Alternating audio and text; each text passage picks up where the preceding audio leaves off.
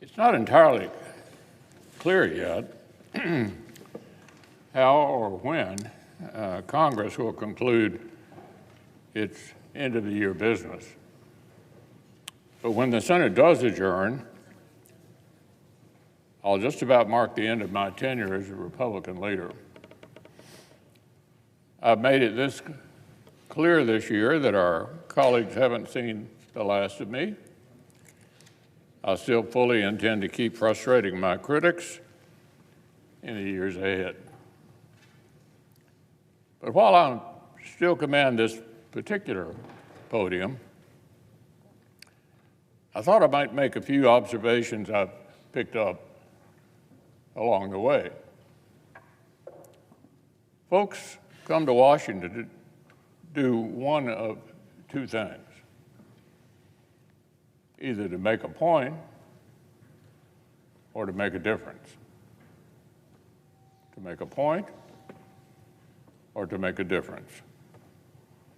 It's usually not that hard to tell who's doing which, especially in situations like the one we're in right now. The people who are here to make a difference recognize pretty quickly you never get everything you want, but often you can get quite a lot. And the folks who prefer to make a point have a funny habit of reminding us out loud how poorly they understand that fact. I don't care to count how many times I've reminded our colleagues and our House counterparts how harmful it is to shut the government down, and how foolish it is to bet your own side won't take the blame for it. Recent history doesn't leave a whole lot of room for interpretation on that one. When you try to use normal government function as a bargaining chip, you pay a political price. That said, if I took it personally every time my advice went unheeded, I probably wouldn't have spent as long as I have in this particular job. Getting a legislative outcome in the Senate requires large majorities of people who don't share all the same views to actually work together toward outcomes where they do see eye to eye. We've had divided government here most of the time I've been in this job. Neither side has owned the place.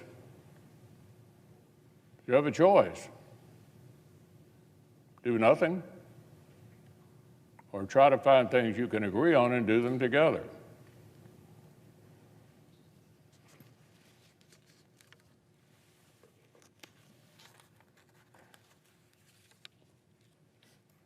With the exception of just one short period of a few months, this place hasn't seen a filibuster-proof Senate in 50 years.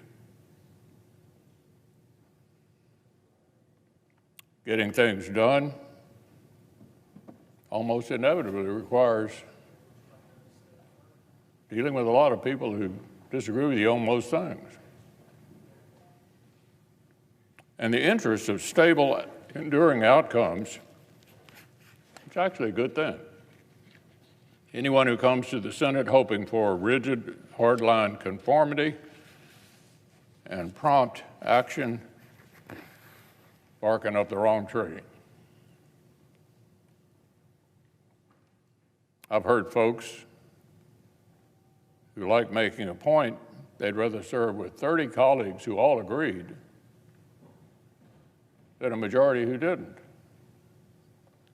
So if you want to accomplish absolutely nothing, you can sign up with the group that'd rather serve with 30 people who all agreed than those who had differences. Everyone I know who's interested in making a difference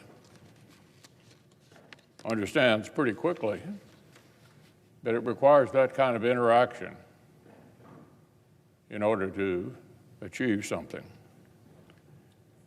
Leading means letting folks take a walk when they need to, and rallying together when we need to.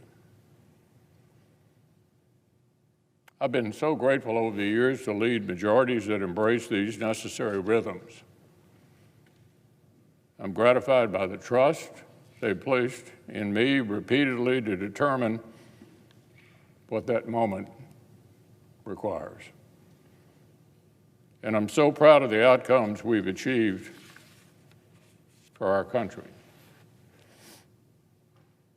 I'm looking forward to spending the next Congress as a member of another majority in a set of capable hands, rooting hard for my friend John Thune and the leadership team our conference has assembled around him. There'll be no shortage of important work to do, and I'll stand ready to do my part.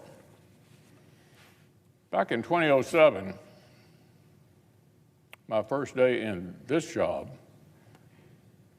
I told our colleagues, quote, "The Senate has no claim on greatness unless its power is put to great ends."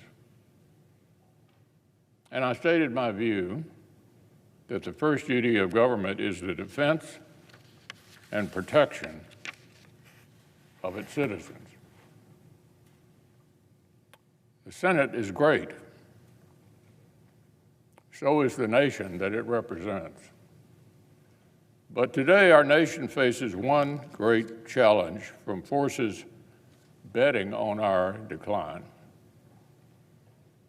And so that first duty of government is the task to which I'll devote my efforts in the coming years. Our prosperity and security depend on an order forged by American leadership and American strength, both of which require our urgent attention. The arsenal of democracy must be restored. Peace through strength must once again actually mean something other than just a slogan. And I'm going to do everything in my power to help continue this to be the greatest country in the world. No one can do what we do internationally. And that's where I'm going to put my focus for the next 2 years. Thank you all for the opportunity.